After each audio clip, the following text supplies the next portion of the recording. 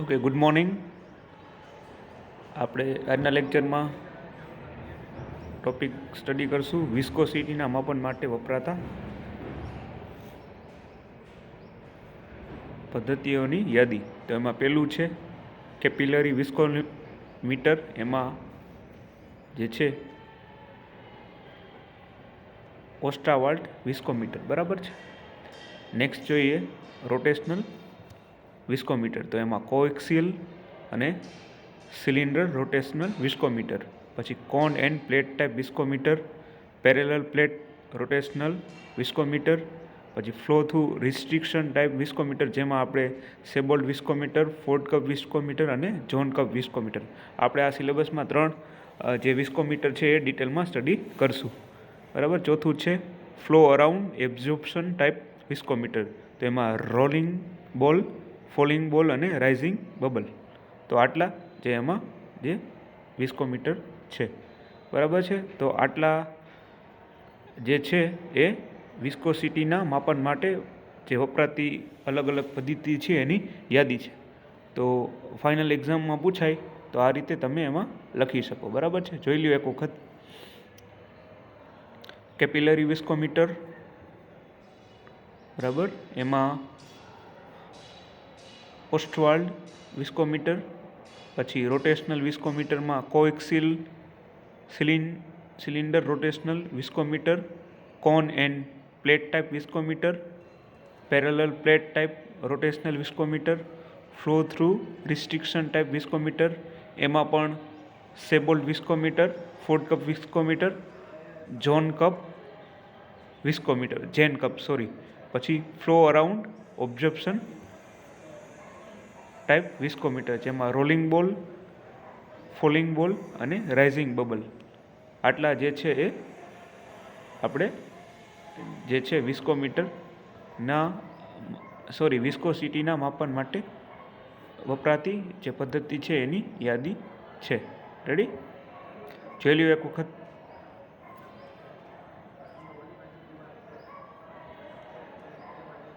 આટલી જે છે એ વિસ્કોસિટીના માપન માટે વપરાતા પદ્ધતિની યાદી છે. Capillary viscometer, rotational viscometer, flow through restriction type viscometer, flow around absorption type viscometer. Okay, એક વખત જોઈ લો, બરાબર. 3 માર્ક્સમાં પૂછાઈ શકે કે જણાવો વિસ્કોસિટીના માપન માટે વપરાતી પદ્ધતિઓની યાદી. તો એમાં તમે આ 4 લખી શકો: capillary viscometer, rotational viscometer, flow through restriction type viscometer અને flow around absorption type viscometer. એમાંય પણ એના સબ પાર્ટ્સ છે એ પણ એમાં તમે લખી શકો. Okay,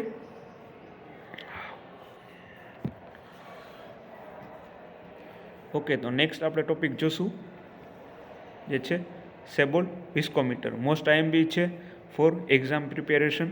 done. તો આ એનું આકૃતિ છે, બરાબર. એક વખત જોઈ લ્યો. આપણે સેબોલ્ડ વિસ્કોમીટરની આ આકૃતિ છે, જોઈ લ્યો એક વખત, બરાબર. સેબોલ્ડ વિસ્કોમીટરની આ આકૃતિ છે. આવી રીતે પરીક્ષામાં તમારે ડ્રો કરવાની રહેશે, બરાબર. ઓકે, જોઈ લ્યો સેબોલ્ડ વિસ્કોમીટરની આકૃતિ.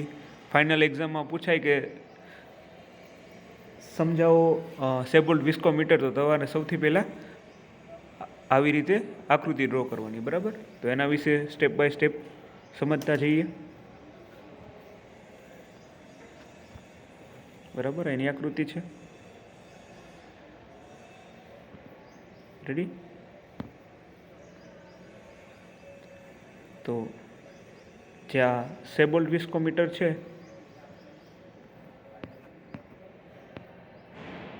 એ જે પેટ્રોલિયમ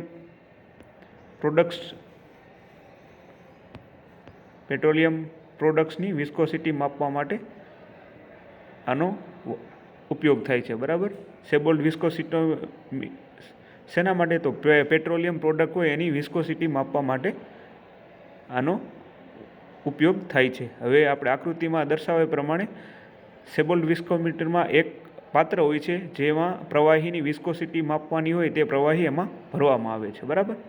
આપણે આકૃતિમાં જોયું એમ એક આ પાત્ર છે એટલે કે બાઉલ, તો એમાં જેની વિસ્કોસિટી માપવાની હોય એ એમાં ભરવામાં પ્રવાહી અથવા તો લિક્વિડ એમાં ભરવામાં આવે છે. રેડી. હવે આ પાત્રના તળિયે એક એવી ઓરિફિસ જેવી રચના હોય છે જેની લંબાઈ 1.225 સેન્ટીમીટર અને વ્યાસ 0.176 સેન્ટીમીટર હોય છે. રેડી, ખ્યાલ પડી ગયો? અહીંયા જે ઓરિફિસ જેવું રાખેલું છે અહીંયા, બરાબર, જેમાં એની લંબાઈ છે 1.225 સેન્ટીમીટર અને વ્યાસ 0.176 મીટર રાખેલ છે. બરાબર, એકદમ સિમ્પલ છે. રેડી. ઓરિફિસ જેવી પ્લેટ નીચે રાખવામાં આવે અને એનો લંબાઈ 1.225 સેન્ટીમીટર અને વ્યાસ 0.16 સેન્ટીમીટર હોય છે. હવે નેક્સ્ટ પોઈન્ટ જોઈએ તો આ ઓરિફિસમાંથી જે નીકળતો પ્રવાહી છે એ નીચે રાખેલા બીજા એક પાત્રમાં સંગ્રહિત કરવામાં આવે છે જેના ઉપર માપન કરવા માટે કાણા પાડેલા હોય. બરાબર, અહીંયા ઓરિફિસ માટે જ્યાં અહીંયા રાખેલું છે પાત્ર, બરાબર, એને બીજા પાત્રમાં સંગ્રહિત કરવામાં આવે છે અને એમાં નીચે કાણા પાડેલા હોય છે. રેડી, ડન, સમજાઈ ગયું બધાને? રેડી, આટલું તમારે એમાં લખી નાખવાનું ફર્સ્ટ ઓફ ઓલ. રેડી, ચાલો હવે એનું આપણે કાર્ય પદ્ધતિ જોઈએ.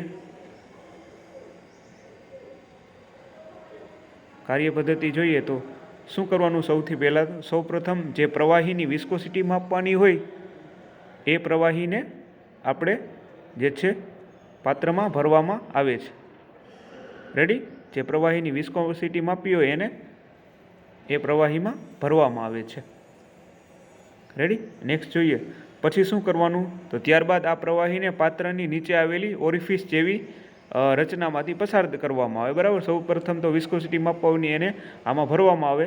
બરાબર, પછી ઓરિફિસ જેવી જે પ્લેટ છે એમાં એને પસાર કરવામાં આવે. આ સમયે આપણે છે એક ઘડિયાળ ચાલુ કરવામાં આવે અને પ્રવાહીને નીચે રાખેલા બીજા પાત્રમાં એને ભેગું કરવામાં આવે. હવે નીચે રાખેલા પાત્રમાં 60 સીસી જેટલું સેમ્પલ ભેગું થઈ જાય ત્યારે જે આપણે ઘડિયાળ રાખેલી હોય એ બંધ કરી નાખવાની. રેડી, ઓકે, એકદમ સિમ્પલ છે. Ready, done. શું કરવાનું કાર્ય પદ્ધતિમાં? તો પ્રવાહીની જે વિસ્કોસિટી માપવાની હોય એ પ્રવાહીને આ મોટા પાત્રમાં ભરવાનું. ત્યારબાદ એ પ્રવાહીને પાત્રની નીચે આવેલી ઓરિફિસ જેવી પ્લેટ હોય એમાંથી પસાર કરી દેવાનો. હવે આ સમયે આપણે ઘડિયાળ ચાલુ કરવાની અને પ્રવાહીને નીચે રાખેલા બીજા પાત્રમાં ભેગું કરવામાં આવે. હવે પાત્રમાં 60 સીસી જેટલું સેમ્પલ ભેગું થઈ જાય ત્યારે જે છે આપણે વોચ રાખેલી હોય એ બંધ કરી નાખવાની. રેડી. હવે જ્યારે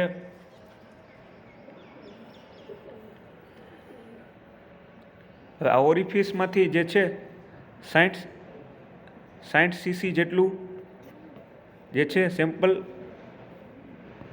60 સીસી જેટલું સેમ્પલ પસાર થવા માટે લાગતો સમય નોંધવામાં આવે છે. બરાબર, જ્યારે 60 સીસી જેટલું સેમ્પલ પસાર થાય ત્યારે જે સમય હોય એ આપણે નોંધવાનો હોય છે. હવે આ સમયને શું કહેવાય? સેબોલ્ટ. આ સમયને આપણે શું કહી શકીએ? તો આ જે છે ટાઈમને આપણે સેબોલ્ટ યુનિવર્સલ સેકન્ડ એટલે કે SUS તરીકે આપણે એને કહી શકીએ.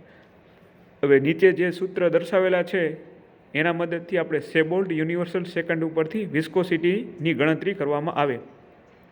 હવે જ્યારે ટાઈમ T 100 સેકન્ડથી ઓછું હોય ત્યારે વિસ્કોસિટી છે 0.226 T માઇનસ 195/T CST. બરાબર, તો ત્યારે આ રીતે વિસ્કોસિટી માપવાની જ્યારે ટાઈમ છે એ 100 સેકન્ડ કરતાં ઓછો હોય ત્યારે. હવે 100 સેકન્ડથી વધારે હોય તો V બરાબર 0.220 માઇનસ 135/T CST. બરાબર, તો આ એના સૂત્ર છે જ્યારે વિસ્કોસિટી માપવાની હોય ત્યારે 100 સેકન્ડથી ઓછું હોય ત્યારે અને 100 સેકન્ડથી વધારે હોય ત્યારે.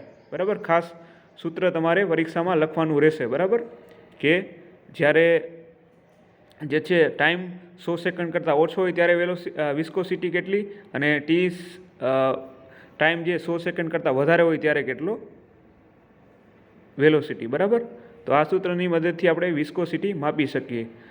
બરાબર, તો આમ બરાબર પોઈન્ટમાં આપેલું જ છે કે આમ આ સમય માપીને આપણે ઉપરની વિસ્કોસિટીની ગણતરી કરી શકાય. વિસ્કોસિટી જે છે તાપમાન બદલવાની સાથે હોવાથી ઉપરોક્ત માપન આપણે અચળ તાપમાને કરવામાં આવે છે, જેથી તાપમાન સંબંધિત એમાં ત્રુટિ ન આવે. એટલે તાપમાન જ્યારે અચળ હોય, બરાબર, કોન્સ્ટન્ટ, ત્યારે આને વિસ્કોસિટી માપવામાં આવે, જેથી કરીને તાપમાનમાં કાંઈ ત્રુટિ ન આવે. રેડી? ડન? બરાબર છે? સેબોલ્ડ વિસ્કોમીટર ક્લિયર બધાઈને? આ પ્રકારની આકૃતિ છે.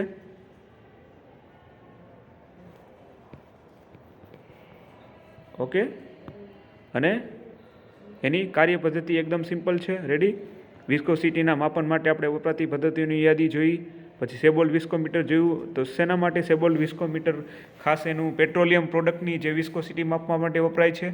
અને એની આખું રચના જોઈ, બરાબર. એમાં એક પાત્ર રાખવામાં આવે છે, પછી ઓરિફિસ જેવી પ્લેટ હોય, એની લંબાઈ કેટલી હોય, એનો વ્યાસ કેટલો હોય, પછી એને નીચે પ્રવાહી સંગ્રહિત કરવામાં આવે છે અને એમાં કાળા પાડવામાં આવે છે, બરાબર છે. અને એની પછી કાર્યપદ્ધતિ લખવાની કે સૌપ્રથમ પ્રવાહી વિસ્કોસિટી માપવાની હોય એને પ્રવાહીને ઉપરના પાત્રમાં ભરવામાં આવે, ત્યારબાદ આ પ્રવાહીને નીચે આવેલી એક ઓરિફિસ પ્લેટ હોય એમાંથી પસાર થવા દેવામાં આવે, પછી એક ઘડિયાળ ચાલુ કરી નાખવાની અને આ જે પ્રવાહી છે નીચે આખું એક બાઉલ આપેલું છે પાત્ર, એમાં રાખવાનું. 60 cc જેટલું સેમ્પલ ભેગું થાય ત્યારે ઘડિયાળ બંધ કરી નાખવાની. હવે 60 cc જેટલું પસાર થાય તે સમય માટે સમય નોંધવામાં આવે છે, લાગતો ટાઈમ. હવે આ ટાઈમને શું કહેવાય? સેબોલ્ડ યુનિવર્સિટલ સેકન્ડ, SUS. હવે જ્યારે ટી 100 સેકન્ડથી ઓછું હોય ત્યારે V બરાબર 0.226 T માઇનસ 195 T, બરાબર. આ સૂત્રની મદદથી આપણે વિસ્કોસિટી માપી શકીએ. ટાઈમ જ્યારે 100 સેકન્ડથી ઓછો હોય ત્યારે. 100 સેકન્ડથી વધારે હોય ત્યારે V બરાબર 0.220 T માઇનસ 135/T CST, આ એનો યુનિટ છે. એ પ્રમાણે આપણે વિસ્કોસિટી માપી શકીએ. હવે આવી રીતે આપણે સમય માપીને એના ઉપરથી વિસ્કોસિટીની ગણતરી કરી છે. અને વિસ્કોસિટી આપણે તાપમાન સાથે બદલતાથી હોવાથી આપણે જે છે અચળ તાપમાને આ વિસ્કોસિટીનું માપન કરશી, જેથી તાપમાન સંબંધિત એમાં એરર ન આવે. ઓકે, તો આજના લેક્ચરમાં આટલું રાખીએ. નેક્સ્ટ લેક્ચરમાં વધારે સ્ટડી કરશું.